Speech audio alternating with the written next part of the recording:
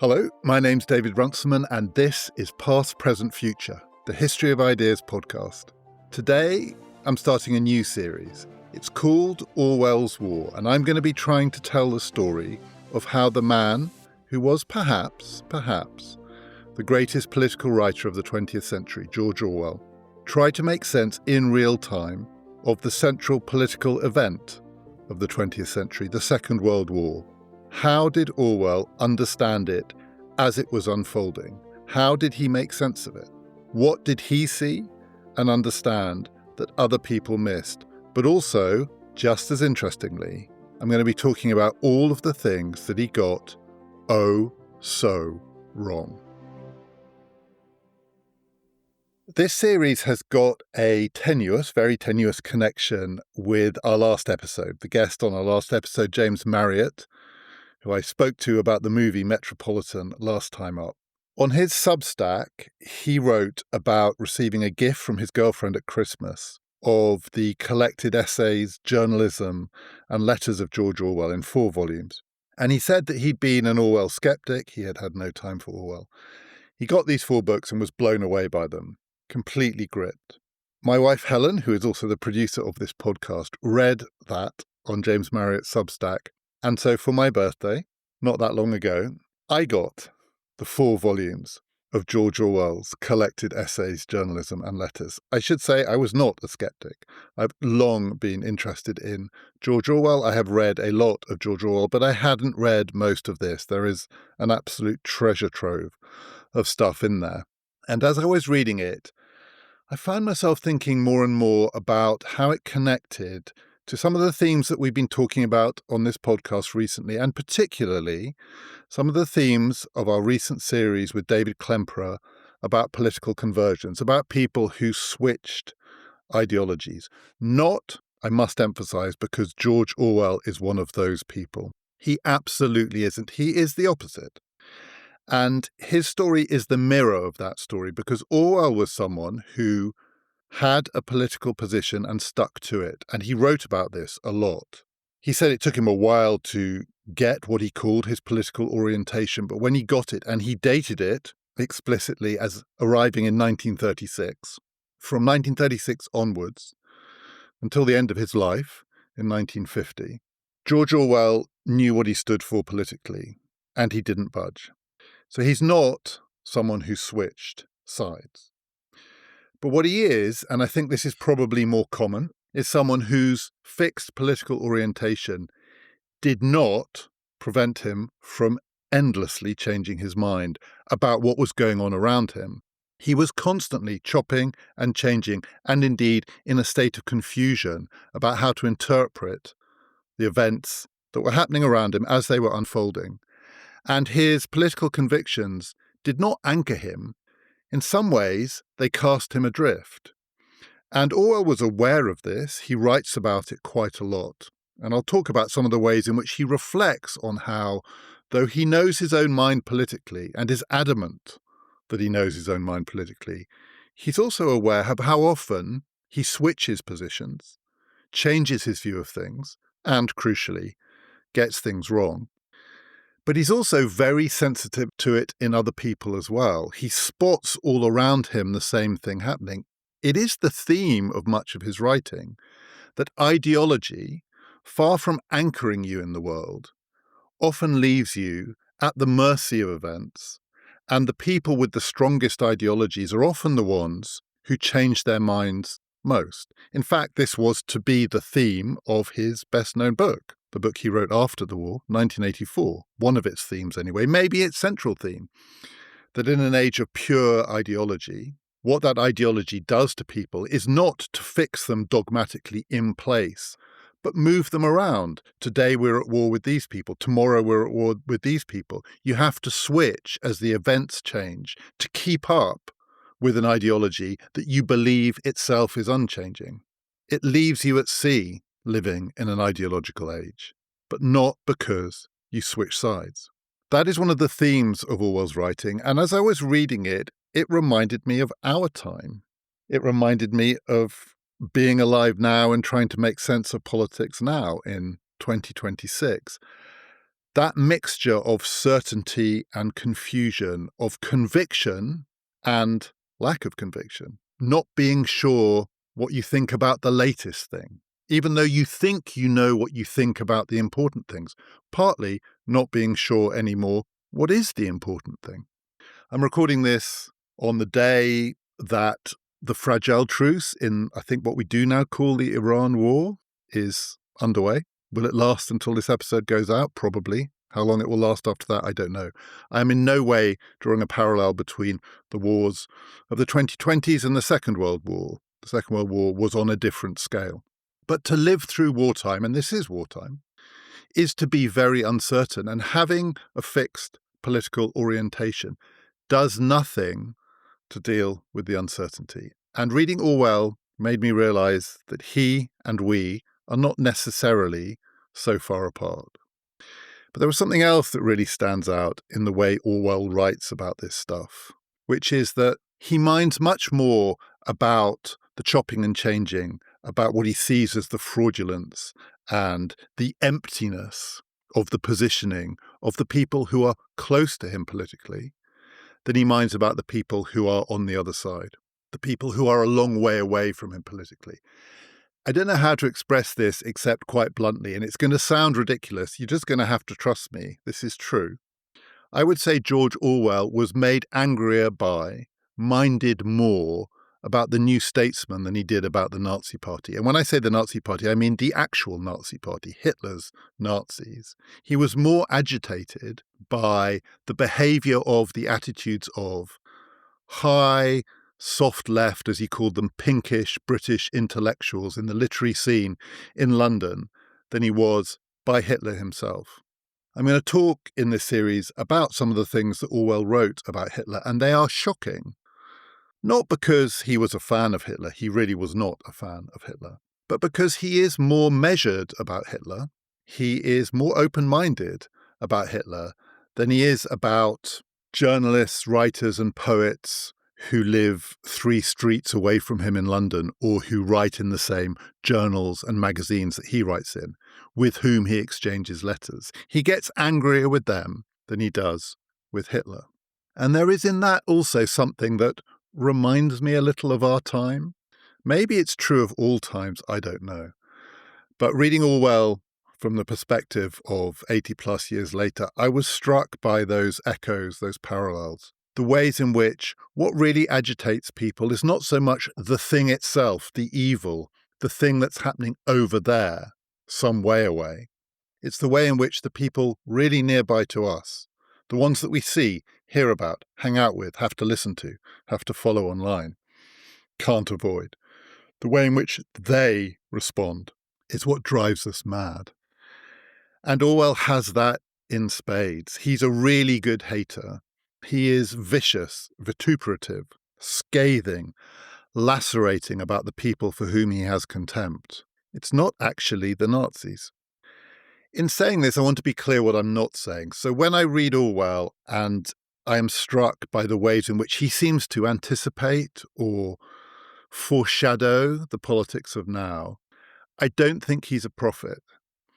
Many people do think of Orwell as a prophet. There is a movie out at the moment, a new documentary called 2 + 2 = 5, which is based on readings of Orwell's writings, including some of the writings I'm going to be talking about in this series, from letters, journals, occasional journalism, beautifully read in the film by Damian Lewis, but interspersed with a whole slew of clips of our world, taken from all sorts of sources.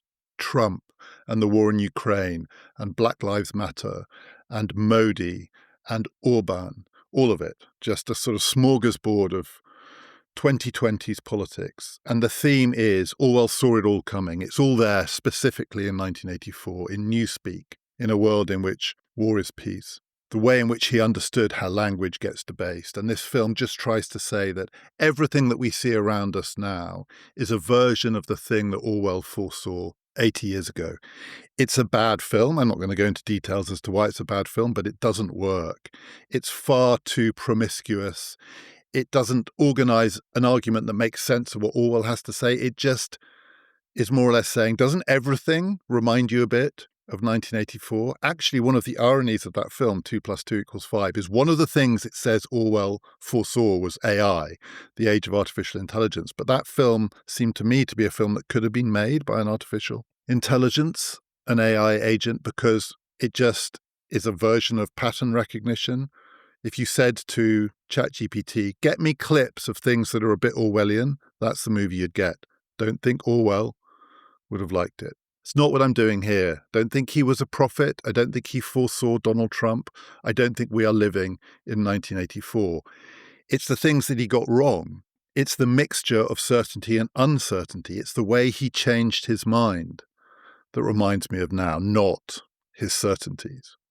The other thing that Orwell was not is a saint. There are people who want to sanctify him, particularly, I'm afraid, white middle-aged men of a certain kind, intellectuals, who have him as their sort of pet bullshit detector. He's the man that you turn to, George Orwell, because he's the truth teller. He's the guy who always saw through the rubbish. He's the guy who can guide you past the bullshit to the truth, because he had a kind of purity of vision. That's how some people have read him, and they use him as a comforter in this world drowning in bullshit. And there are certain attitudes that he took, certain phrases associated with him. There's a line, a very well-known line from Orwell, in which he said, to see what is in front of one's nose needs a constant struggle. And that's a kind of tagline for many people. That's what Orwell is for. Andrew Sullivan, the blogger, podcaster now, for about the last 25 years has had that as his tagline on his blog, on his podcast. This is not to attack Andrew Sullivan, but there is a kind of taste among a certain kind of political commentator for Orwell as the man who couldn't not fight the fight to see the truth. Well, maybe, but again, what I'm interested in is all the things that he got wrong, all of the ways in which he didn't see what was in front of his nose, the ways in which he deceived himself, like we all deceive ourselves. We, all of us, in an age of ideology and war, are at sea trying to make sense of our own convictions and how they hold and when they should, if not change, at least adjust to the new circumstances. It also goes without saying that Orwell was not a saint because he was not a particularly nice man in ways that we are becoming more and more aware of. Anna Funder recently wrote a book about Orwell's wife, Eileen, which portrayed Orwell's treatment of women in a brutal light because he was a brute. He mistreated his wife, not least by appropriating some of her work and ideas. It seems likely that Animal Farm, his masterpiece, was a book that owed a lot more to Eileen than he ever let on. Eileen was with him in Spain during the Spanish Civil War. You wouldn't really know that from Homage to Catalonia. He wasn't a good person. He wasn't a terrible person. He had many great qualities. He was a beautiful writer. He was stoical. He was brave. He suffered a lot and he put up with it. But I think some of his stoicism was enabled by the women who looked after him despite the ways that he treated them. This is a story not of a saint, not of a visionary, not of a prophet, but of a brilliant writer who is very human, unusual in lots of ways, but also not unusual in other ways. I'm not going to say a person like us. And of course he is himself, certainly the Orwell that I'm going to be talking about, a white middle-aged man. But there's something to his Second World War experience that transcends merely the experience of the Second World War. That's the thing I want to get to. And before I get to it, I want to say one more thing up front, which is about the war itself, the Second World War. In our age of war, the confusion, the fake news, the lies, the propaganda, but also the kind of online barrage of information to which we are subjected, out of which it's almost impossible sometimes to see what it is that these wars are meant to be about. There is a nostalgia for the Second World War. Of course, there's a nostalgia for the Second World War because some people are just nostalgic for war. But that war in particular is thought of as the good war. The war when at least it was possible to know exactly what we, if we means, say, people in Britain or the United States, what we were fighting for, and even more importantly, who and what we were fighting against. We were fighting against the worst people who had ever lived, the Nazis. We were fighting against Hitler, the embodiment of evil. Back then, fascists were actual fascists. When you call someone a Nazi during the Second World War, what you meant was an actual, to use the cliche, card-carrying Nazi. Not like now, when people bandy around the word fascist or Nazi online, and you know the argument's not going to go well because it can mean anything and it means something different to everyone. One person's fascist is another person's friend. The assumption was, well, in the Second World War, at least they didn't have that problem. They knew who the fascists were. Oh no. If you read Orwell, the other way in which it feels like now is that as he experienced it, living through it, with all of its twists and turns, with all of the great lurches of fortune and indeed of ideology, it was not at all clear to Orwell at various points what was being fought for and by whom or why. And when he had decided what was being fought for, he sometimes realized that he had to change that view because it was no longer true. But even more than that, there's one point in particular. I was reading Orwell, and he starts to complain how frustrating it is. This is at the heart of the Second World War, when Britain is fighting a life or death struggle against actual Nazis. How frustrating it is, Orwell said, that people bandy around the word fascist, and no one knows what it means anymore. Everybody is somebody's fascist. Everybody, you could say, and he would probably say in the pages of the New Statesman or elsewhere, or the News Chronicle or one of the other lefty newspapers or magazines, everyone has called someone a fascist for some reason or another. The word has almost lost its meaning. It's like it's 2026 in 1942. The good war is our good war because we know with hindsight what happened, what we were fighting for, and how, crucially, it was going to end. Orwell had absolutely no idea. And his having no idea is one of the themes of this series. And I think it's one of the reasons why his wartime writings are so compelling. So now I need to talk about what Orwell actually wrote, what he thought and what he believed. So I said he was someone who, in his writing, made clear to his readers that he came to what he called a political orientation. He didn't call it an ideology, but an orientation, a position. He knew where he stood politically. In 1936, that was when it was fixed and was not going to move, but it took him a while to get there. And he wrote various versions of his life in which he tells that story. So one comes from 1946 in a celebrated essay called Why I Write, about why he writes, the kind of writer he is, in which he says that he, like everyone else, is living in an age where to write about anything is necessarily to have a political position. Don't trust the people who say you can write without bringing politics in. Everyone has to bring their politics into their writing. That's what it means. And you need to know what your politics are. And he describes how he arrived at his politics. And the story goes something like this. He went to a posh school, Eton College. He went on a scholarship. He said his parents couldn't have afforded to send him there, but his parents aspired to that kind of life and upper middle class life. He left school and he didn't go to university. He joined the Imperial British Police Force in Burma. He went out to Burma as an imperial policeman for about 5 years. And that was his first and perhaps crucial political awakening. He knew nothing before that, he implies. But he saw the British Empire up front at close hand. And it made him an anti-imperialist. No one whose eyes are open, who can see what is in front of their nose, could experience what he experienced and not come to see that imperial rule is not civilizing. It's not a civilizing mission. It's not the rule of law. It's not reciprocal. It is exploitation, coercion, and brutality. It is the extraction of wealth from people who cannot hold on to it because they cannot defend themselves against the force, the brute force of the imperialists, of the colonizers. And he saw that and he realized he was an instrument of that form of rule as an imperial policeman. And so he quit. And he came back to Britain convinced that the British Empire was fundamentally wrong. But he said that wasn't enough to give him a political orientation. He knew what he was against in broad terms. He was against empire. But what was he for? And what did he want to replace empire? He then became a writer. He lived among people who were genuinely poor. his books, Down and Out in Paris and London, and then experiencing life for particularly miners and other workers in the north of England, the road to Wigan Pier. He saw with his own eyes what poverty in Britain was like, and it made him horrified that people had to live in those conditions. But still, it didn't anchor him. He knew what he was against. He knew what he wanted to change, but what did he want to replace it with? He says by 1936 he knew the answer.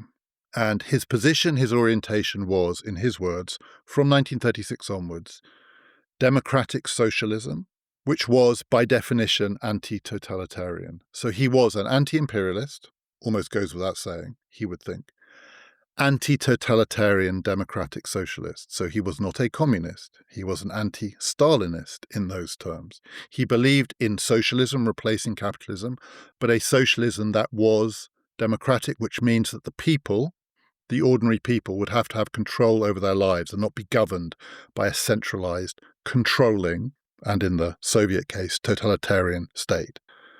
That was what he was against. Democratic socialism was what he was for, and that was now his position. In 1947, he gave another version of that story. In an edition of Animal Farm, which had finally been published in 45, in America, I think, for the first time in 46. In 1947, slightly weirdly, I don't know how this came about, there was a Ukrainian edition of Animal Farm, and George Orwell, aware that no one in Ukraine would have the faintest idea who he was, thought he should write a preface, an introduction explaining who the author of Animal Farm was and is. And so he told that story again for his new Ukrainian readers. And it's the same story, but with an interesting variation. Again, school, imperial policeman, sees the horror of it, comes to have a sort of sympathetic attachment to socialism because of what he has seen in his tramping days, in his days down and out, on his travels as a writer and a journalist, studying life for the poorest people in Britain, and also for ordinary workers as well, it should be said, life for ordinary Britons. But he says it gave him a sympathetic attachment to socialism. It also gave him no attachment, he says there explicitly, to centralised planning, so earlier than 36. And the reason that 36 is the key date in both these stories is that's when he went to fight in the Spanish Civil War. And in the Spanish Civil War, where, as he said, he took a bullet in the throat from a sniper, he fought, and he was gravely wounded, and Eileen was there.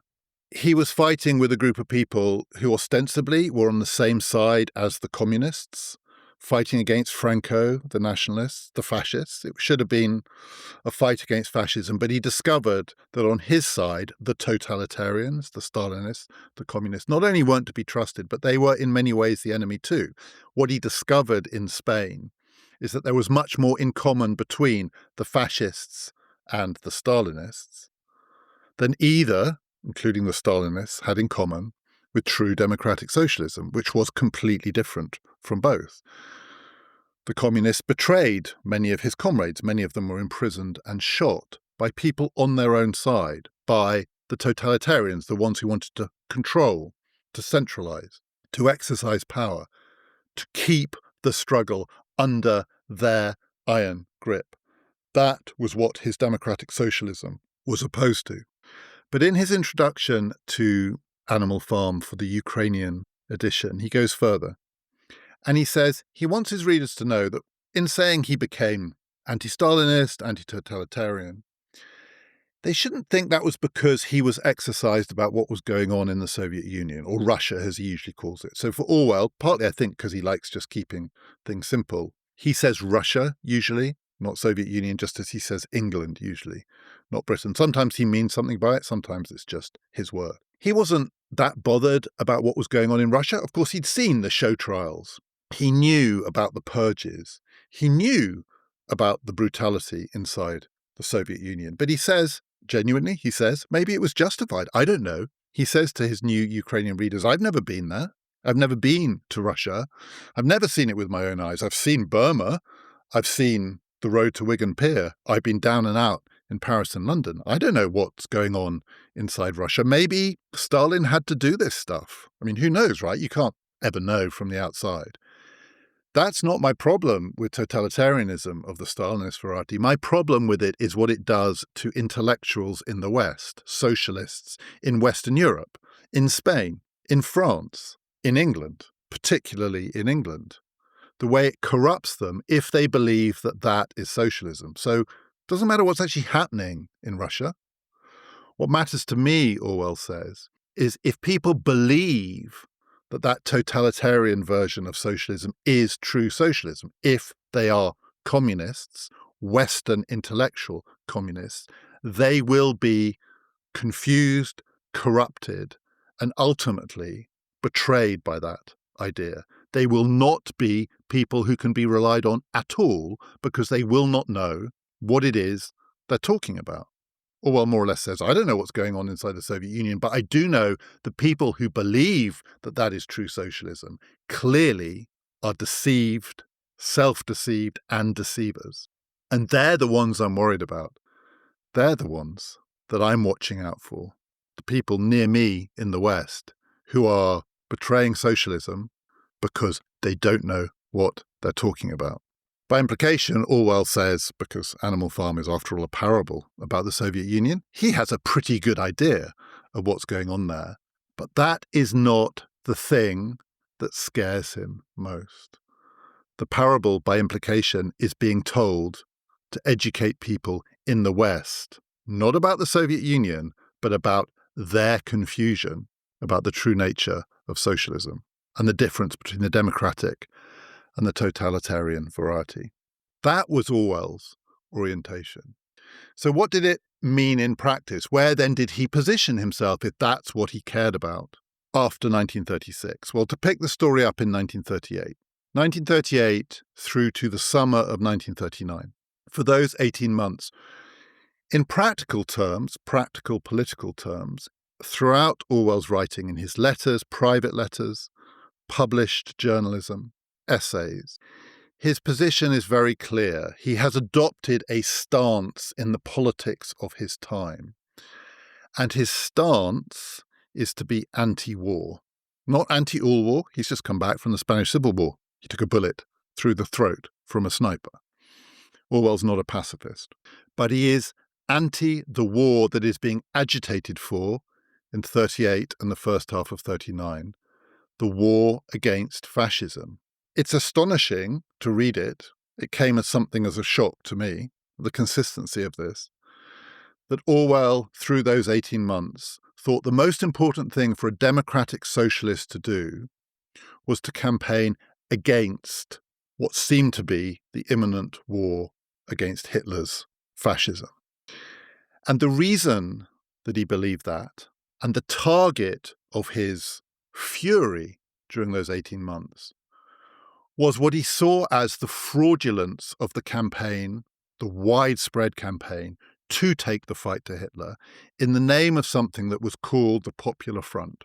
The Popular Front was an alliance across the political spectrum in Britain. There were versions elsewhere, France and elsewhere. He's thinking of the British version in particular. Across the political spectrum, people ranging from communists, Stalinists, through to people in the Church of England, trade unionists, in the Labour Party, and further into the centre and the right of British politics, united by one thing and one thing only: their queasiness, their dislike of the British government, the Chamberlain government's seeming half-hearted, mealy-mouthed attitude to Hitler, the concessions at Munich, the refusal to stand up to fascism, to take the fight to the fascists. Now, Orwell, we got to remember, is a man who went to Spain to fight fascism. 38, first half of 39, Orwell says the thing that good, true socialists in Britain need to do is to stop people saying we need a war against Hitler. So why did he think that? How did his democratic socialism come out as that? Well, it's partly to do with this fact that what he minds about is the ways in which socialism doesn't know what it is under certain conditions. One of those conditions is to be infatuated with the Soviet Union. Another of those conditions is to be part of an alliance like this one. He essentially had three problems with the Popular Front.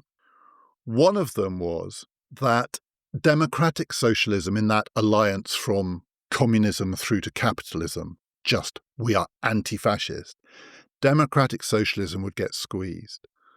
It was somewhere in the middle, and it would lose out to the people in such an alliance for whom the war really did make sense, because they would be fighting to defend their own interests, whether it's Stalinists or capitalists.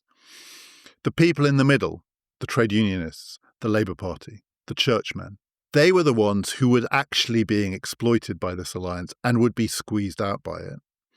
His second problem with the Popular Front is that he believed, and he says this over and over again in 38, first half of 39, that a war against fascism would turn Britain fascist. That the result of this war would be to empower the people in Britain who want Britain to be ruled as a kind of soft fascist state. He uses words like, war will have a fascisizing effect on British politics. It will concentrate power. It will give the people with power, with the capital, more, and it will squeeze out democratic opposition. There is no way, he thought, of fighting a war against an enemy like Hitler without, in some respects, mimicking him. And then his third problem with the Popular Front is he thought it was fraudulent. He thought these people were basically talking, to use one of his favourite words, wind. It was hot air, because they didn't know what war was. Orwell did, he just fought in one. These were people who could talk about war, their wish for it, to fight the good fight. They could signal their virtue by saying, we know they are the bad people and we want to take them on. But were a war actually to come, they would turn tail and run, because they wouldn't be the people who were fighting it. The bishops aren't going to fight this war. Actually, the communists aren't going to fight this war. The ordinary people of Britain will be fighting this war, and these are the people who'll be hiding behind them. So let me just give you one short passage in which all of these different objections to the Popular Front are contained. Orwell wrote of the Popular Front that it was, I quote, that nauseous spectacle of bishops, communists, cocoa manufacturers, I think that means the Cadburys, publishers, that means Victor Gollancz and the Left Book Club, duchesses, that means the Duchess of Atholl, who was known as the Red Duchess, and Labour MPs. Bishops, communists, cocoa manufacturers, publishers, duchesses and Labour MPs. There's a list of Orwellian villains for you. Marching arm in arm to the tune of Rule Britannia and all tensing their muscles for a rush to the bomb-proof shelter when and if their policy begins to take effect. It's fraudulent. That alliance of people can't mean anything. They've got nothing in common. It's fraudulent because they are marching to rule Britannia. Communists marching to rule Britannia. And it's fraudulent because when the war starts, they're the ones who'll be in the bomb-proof shelter. And Orwell really meant it. He really was anti-war. And one of the ways he signalled that was in the summer of 1938, he joined a political party. The party he joined was the ILP, the Independent Labour Party, not the Labour Party, the one that we think of, the one that exists today, but a much smaller grouping that had been there at the founding of the labour movement in Britain and played an important role, but by 1938 was a tiny, tiny fringe. It was a quixotic gesture for Orwell to join in 38 when there were just a few thousand members, but he joined because the ILP stood for one thing above all. It was anti-war. The Labour Party was completely wrapped up in the Popular Front. The Labour Party wanted to take the fight to Hitler. The Labour Party was attacking Chamberlain, and Orwell loathed Chamberlain, despised him, despised his politics, his economics, his identity. But the Labour Party wanted to take the fight to fascism and ruthlessly criticised Chamberlain for what we would now call appeasement. Orwell was not an appeaser, but Orwell was anti the anti-appeasers because he thought they were frauds. The ILP stood for something that he could stand for, which is, as he said, someone on the left has to be against this war so that when this war starts, there are some people who can say, we warned you it was going to turn this country into a fascist state. We're the ones now who you can turn to if you want something different. You can't trust those people. They're hiding in the bomb shelters. And anyway, they were for this war. The ILP had established that separate identity for itself in 1914 when, against the rest of the labour movement, it was opposed to the First World War. And now here it was opposing the looming second version. So Orwell joined. He essentially thought that the prospect of this looming war was a trap for the left, for socialists, because in the end, there was no way out for them once the war started. When the war started, it wouldn't be the left who were directing it. It would be Chamberlain and his cronies, his capitalist, imperialist cronies. They were advocating for a war which would be directed by their enemies. He wrote, I quote, "A left-wing party which becomes a war party has thrown in the towel because it is defending a policy which can only be carried out by its opponents. So when the war starts, your opponents, the capitalists, or possibly, though Orwell didn't think this would happen in Britain, but it might happen somewhere else, certainly would happen in the Soviet Union, the communists will be fighting the war. Your opponents will be fighting the war. So then what do? You either get co-opted by your opponents, you become soft fascists, you prop up capitalism, or you have to opt out.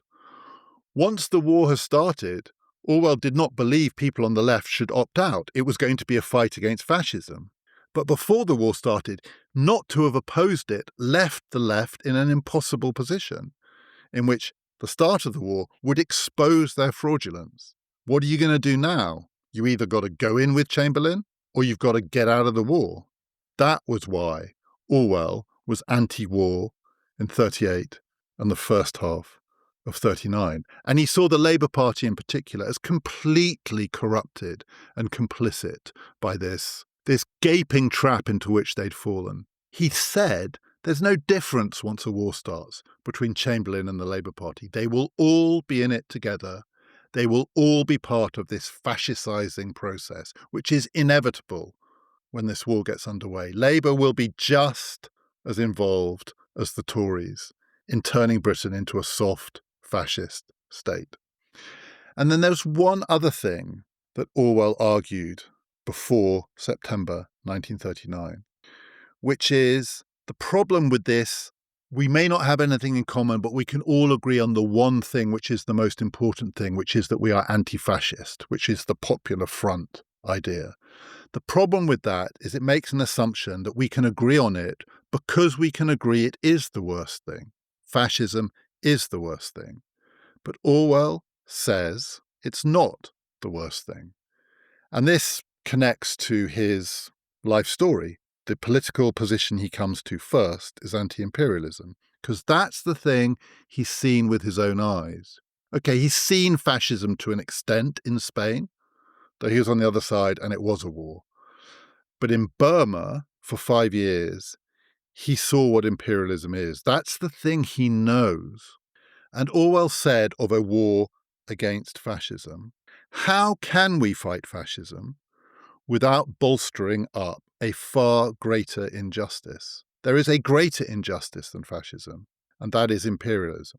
Orwell minded much more about what was happening in India than he did about what was happening in Germany. He didn't know what was happening in Germany. He hadn't seen it. Of course he knew. He wasn't stupid, and in fact he was acute. He had a good nose for what totalitarian states do and what's hiding behind their monstrous propaganda. Of course he knew that Germany had become an unbelievably brutal and violent regime in which to be on the wrong side of the state was to be unimaginably vulnerable. But the thing he knew was imperialism, and he knew that it was systemic, it was of much longer duration than fascism, it had been around far longer. The British state was completely complicit in imperial rule and imperial brutality, and it was the thing that was propping up capitalism. He was a democratic socialist. The thing he wanted to replace was capitalism. Fascism, he said, despite other people arguing something different, was not a version of capitalism. Fascism was, like Stalinism, a version of a new kind of totalitarianism. He called it a revolutionary totalitarianism. Imperialism was the thing on which capitalism depended. A war against fascism might defeat fascism, though it would fascisize the British state in the process, but it would also bolster imperialism, and that was worse. A victory over fascism would leave imperialism reinforced, intact, and even more exploitative, if such a thing were possible. That was Orwell before September 1939. And I think what's so interesting about that political position that he adopted is that in some ways it is prophetic, not long-term prophetic, but short-term prophetic. He saw the thing that was coming, the thing that the Popular Front suggested to him, which is in a war against fascism, where you might end up is not with democratic socialism, but with an alliance constructed to defeat fascism of Stalinists, communists, and capitalists. The people on the two ends of the Popular Front would combine and crush everything in between. Now, the Second World War would eventually be an alliance between Roosevelt, Churchill, and Stalin to defeat Hitler. So in that sense, Orwell saw the big picture. He saw the wider implications of this war. But he was so wrong about the rest of it. The Second World War did not turn Britain into a fascist or even a soft fascist state. There was a difference between the Labour Party and Neville Chamberlain. Indeed, the Labour Party was instrumental in removing Neville Chamberlain as Prime Minister in May 1940 and replacing him with Winston Churchill, a man much more to George Orwell's taste, for reasons we'll come on to. The Second World War did not, in defeating fascism, leave the British Empire, particularly British rule over India, intact, untouchable, reinforced. The Second World War led to a Labour government, which gave India its independence. The dire warnings that Orwell was offering in 1938 and the first half of 1939 as to what would happen if the left didn't, before the war started, make it clear that this wasn't its war. His warnings about what would follow were just plain wrong. He saw the big picture and he was wrong about almost everything that stood just underneath that. And then he completely changed his mind. So his orientation, 1938-1939, was fixed, and it was actually quite rigid, and he writes with fury and rage about the people on the other side. And by the other side, I mean the Popular Front. I mean the New Statesmen, not the Nazis. And then something happened, not actually at the beginning of September 1939, when Hitler invaded Poland, but about 10 days before, the big event of 1939 for Orwell, as for many people, and this does connect directly to the conversations that I had with David Klemperer about political conversions in the 1930s. I can't think of another word for this, so forgive my language. The headfuck of 1939 was the Nazi-Soviet pact. The communists, members of the Popular Front, the anti-fascists, overnight found themselves in alliance with their sworn enemy. Nothing made sense anymore of what had happened up until that point, because everything had been turned on its head. And Orwell wrote about his experience of the Nazi-Soviet pact a little later in an essay, another celebrated essay that he published in 1940 called My Country, Right or Left, in which he talks about how he changed his mind about the war. And in that essay, he described what happened to him, actually not even when he heard the news of the Nazi-Soviet pact, but the night before. So what he wrote was this. Orwell says, "The night before the Russo-German pact was announced, I dreamed the war had already started. It was one of those dreams which, whatever Freudian inner meanings they may have, do sometimes reveal to you the true state of your feelings. It taught me two things. First, that I should be simply relieved when the long-dreaded war started. Secondly, that I was patriotic at heart, would not sabotage against my own side, would support the war, would fight in it, if possible. I came downstairs to find the newspaper announcing Ribbentrop's flight to Moscow on the 21st of August. So war was coming, and the government, even the Chamberlain government, was assured of my loyalty." So I think there are a couple of things to say about that. The first is, Orwell had spent much of the preceding months railing against what he saw as essentially the farcical quality of British politics, the ways in which everyone was playing a fake version of themselves, which was almost the inversion of their true selves. Everyone wasn't just wearing a mask, but wearing an absurd mask. And he captured this with a telling description, a sort of summary of British politics circa the early summer of 1939. And he wrote about what he called the political obscenities of the last few years, the sort of monstrous harlequinade, it's a great word, the monstrous harlequinade in which everyone is bounding across the stage in a false nose. Quakers shouting for a bigger army, communists waving Union Jacks, Churchill posing as a Democrat. Warmongering Quakers, British patriots who are communists, a democratic Churchill. It's a complete farce. It's like a joke. It's circus politics. It's clown time at the political zoo. And then something happened which put all of that into perspective. There was a bigger inversion. There was a grander version of the harlequinade, which made all of that not matter anymore. Never mind the Quakers shouting for a bigger army. Ribbentrop was in Moscow, and Stalin and Hitler were going to sign a pact of peace. And at that point, everything is exposed. Nothing that has existed to that point in the politics of the age can be allowed to be taken seriously anymore. So even in a way, Orwell's rage at the harlequinade falls away because something bigger and more grotesque has made it seem frankly quaint. Who cares if Churchill is posing as a Democrat when Ribbentrop is in Moscow? And here we have Orwell saying, and I am a prophet because I dreamt it. I saw it coming the night before.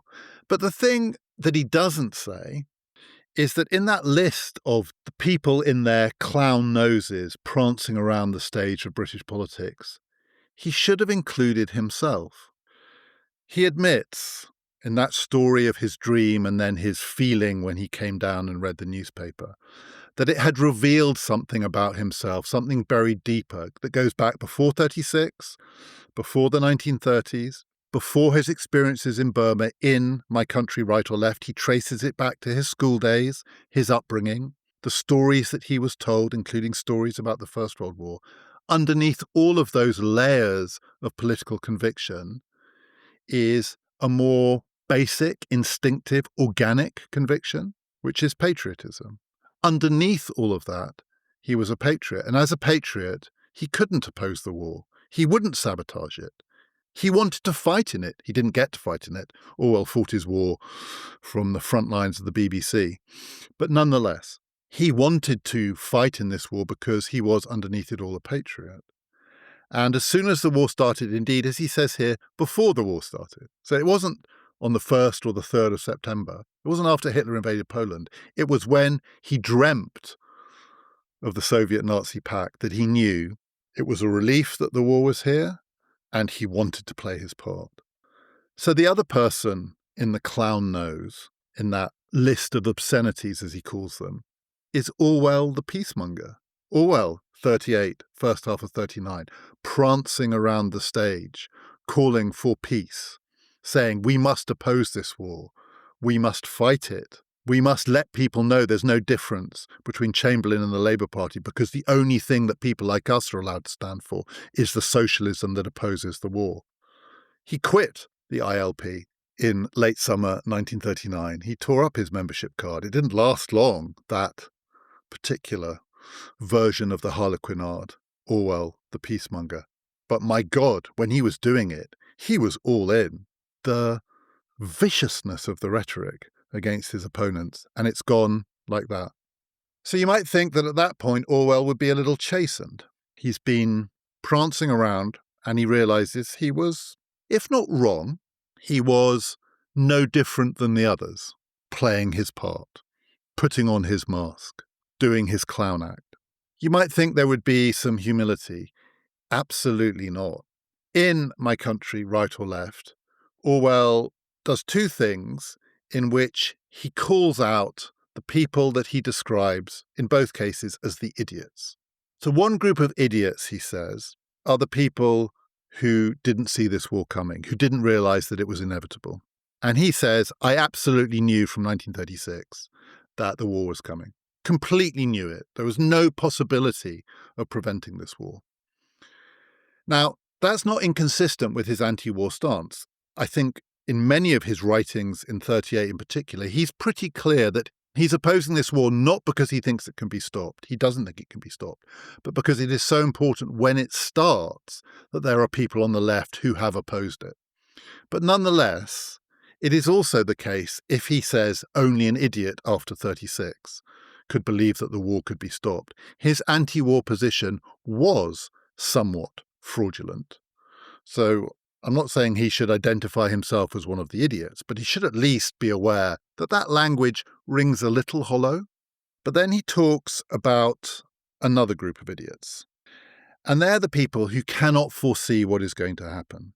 So he's writing now in early 1940, the real war hasn't got underway. It's the phony war. But they are now at war. Britain is at war. Britain is at war with Nazi Germany. France is at war with Nazi Germany. The Soviets are fighting in Finland. Britain is trying to take the fight to the Nazis in Norway. The war is sort of feeling its way into whatever it's going to become. No one really knows what's happening. Orwell certainly doesn't know what's happening. He is wildly impatient for news. One of the ways in which 1940 feels a little like 2026 is that we think we're drowning in information, unreliable information. So was Orwell. He would read 4 newspapers in the morning, 4 newspapers in the evening, and complain at the end of the day he was none the wiser as to what's going on. He was drowning in news and opinion, and what he lacked were facts. Still, didn't stop him making predictions. And he said, within 2 years, maybe a year, if we can only hang on, we shall see changes that will surprise the idiots who have no foresight. I dare say the London gutters will have to run with blood. But what is coming, he says, is not fascism. He no longer thinks that fighting a war against fascism will lead to fascism. He now thinks what is coming is a version, a British version, of communism. Not Stalinism, but communism. When the Red militias are billeted in the Ritz, he says, when the Red militias are billeted in the Ritz, I shall still feel that the England I was taught to love long ago is somehow persisting. That's his theme in the essay. That England he was taught to love, that deeper patriotism, lies underneath all of the shifts and twists and turns of political fortune. But that's not what I notice in that sentence. Not that Orwell is saying, I admit it, deep down what I am is a patriot. What he says in that sentence is, when the Red militias are billeted in the Ritz. Now, I'm sure all sorts of unlikely people found themselves staying in the Ritz during the Second World War, but not the Red militias. And the gutters of London did not run red. The Blitz came and many people died. But the thing that Orwell foresaw here, that he said only the idiots can't see this coming. Well, who was the idiot? Orwell, in the run-up to and then in the immediate aftermath of the start of the Second World War, was wrong about so many things. His political orientation in his own mind did not shift, but everything else shifted. And I don't think he is an example of that line that's famously associated with John Maynard Keynes, where Keynes said, when the facts change, I change my mind. What do you do, sir? So this is not Orwell as one of those people who says, look, this is what I thought, but then the facts change, so now I think something different. Because Orwell really wants his readers to know he doesn't think something different. He thinks the same thing consistently, anti-totalitarian, democratic socialism. It's not just the facts change, everything changes. Everyone's identity changes, the masks get swapped around, everything gets turned on its head. It's a harlequinade. And in that world, he is all at sea. He is lost.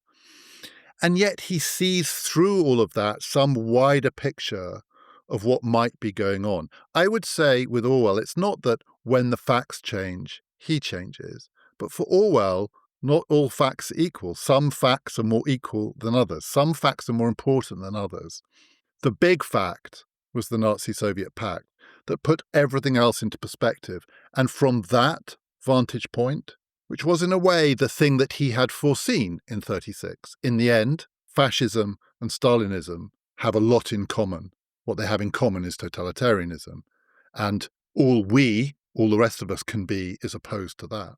That he saw, and that put the other stuff in perspective, which allowed him to change his position. He could resume the dance of the harlequinade and come out from anti-war to pro-war, reveal himself as a patriot, start predicting that far from turning Britain into a fascist state, the war would turn Britain into a communist state, and on it would go. In the rest of this series, I want to take this story forward and see all of the ways in which Orwell saw things that other people didn't see and kept getting it wrong. There's one last thing I want to say here, though. I started with his essay, Why I Write. And in Why I Write, he says everyone has to have a political position, and their writing will be a reflection of that, and I am no exception. But what makes me a writer, he said, is not that. What makes me a writer is that I'm also interested in things that have nothing to do with politics, or at least ostensibly have nothing to do with politics. I'm just interested in things. The way he put it was, as a writer, he was irresistibly drawn to, I quote, the surface of the earth, solid objects, scraps of useless information. Just literally what's going on around him, whatever it is. An advert that he sees on the tube, something he overheard a woman saying in a pub, the kind of gossip he picked up at the BBC, the quality of the toilet paper. And through the war, as in all his writing, the reason he is such a great writer is he does that too. He gives you the texture of life. So there are three things going on with Orwell at war. The big picture, where he sees things that other people might miss. The middle ground, where he's not just as lost as everyone else, but because he's such an opinionated bastard, he gets more stuff wrong, and he does it in a more somehow ridiculous and vituperative way than other people.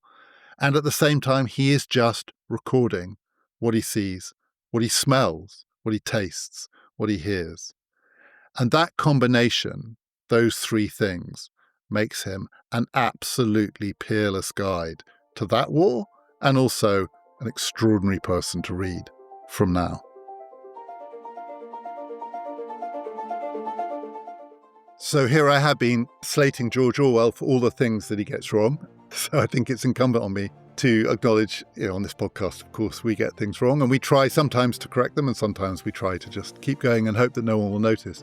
In the third episode of my series with David Klemperer, in which we were talking about Trotskyites who became neoconservatives, and I tossed off a list of British journalists and writers and indeed politicians who had once, I said, been Trots and ended up supporting the Iraq War.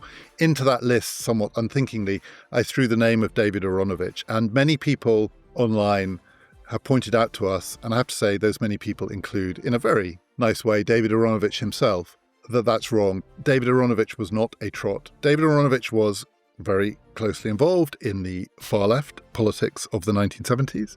He was a communist, but a very different kind of communist. I think it was called Euro-communism, and the Trots were his enemies. George Orwell was aware from his experiences in Spain in 1936 and beyond that if you get labelled a Trot and you're not, it can cost you your life. The stakes can be very high. I'm not sure that was true of the student politics in Britain of the 1970s, but I wasn't there, so I don't know. I'm very happy to set the record straight. There are some tickets left for the next film in our film screening. I don't know if this film goes well with a series about George Orwell. I have a feeling that it might. It's the South Park movie, and I'm going to be talking to the campaigner, Biban Kidron, about, among other things, the central theme of that film, which is censorship. If you'd like to come along, it is on Friday the 17th of this month at the Regent Street Cinema in London. You can get tickets by clicking on the link in the show description. Go to our website, ppfideas.com. You will see the other films we have coming up in the season 2. Next, after South Park, something very different, more directly connected with the themes of this series. The Third Man by Carol Reed. I will be talking to Misha Glenny. We've got Helen Lewis talking about Good Night and Good Luck. We've got Adam Rutherford talking about Never Let Me Go. Next time in this series, I'm just going to continue this story. Today was 38-39. Next time is 1940 and 1941. And among the things I will be talking about is George Orwell's eye-popping review in the spring of 1940 of Hitler's Mein Kampf. Do join us for that. This has been Past, Present, Future.